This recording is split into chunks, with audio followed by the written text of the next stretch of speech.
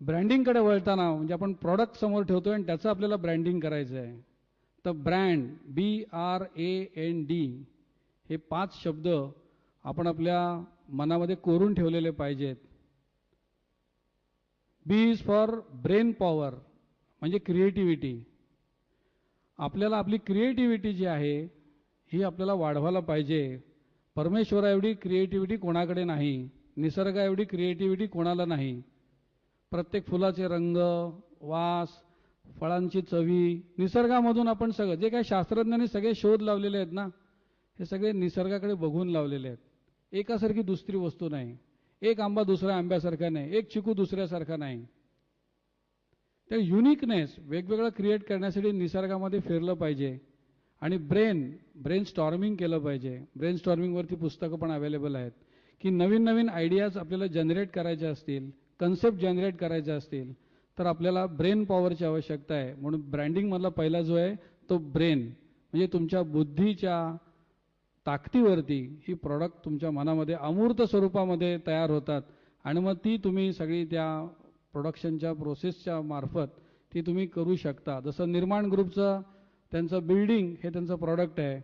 तळवलकरांचं gym किंवा त्यांचं नवीन नवीन equipment किंवा त्यांचं तंत्र हे त्यांचं प्रॉडक्ट आहे. भिडे साहेबांचं ब्रिज सिव्हिल कन्स्ट्रक्शन आणि ही त्यांचं प्रॉडक्ट आहे.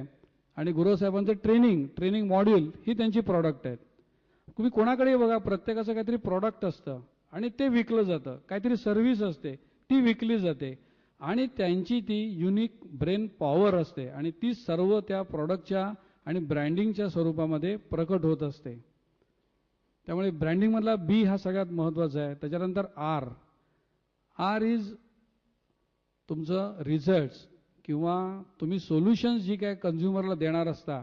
कारण ग्राहक आहे आणि ग्राहकाला जर का तुम्ही सॅटिस्फाय केलं त्याची गरज काय आहे त्या गरजेप्रमाणे प्रॉडक्ट तयार केलेलं पाहिजे.